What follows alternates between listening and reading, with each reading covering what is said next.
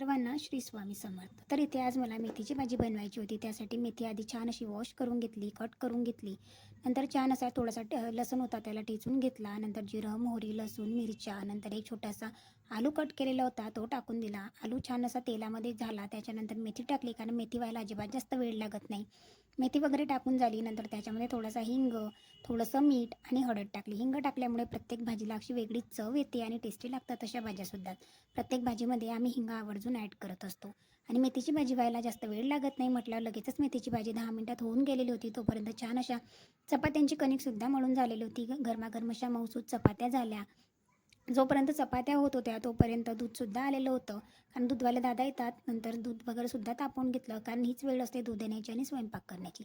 Side by side दूध वगैरे सुद्धा तापवून झालेलं होतं. आणि आता उद्या गुरुवार आहे म्हटल्यावर थोडीफार तर तयारी सकाळी सकाळची पूजेची जी आहे ना ती आवरावी लागते, जेणेकरून सकाळी जास्त घाईगडबड पूजेसाठी होत नाही.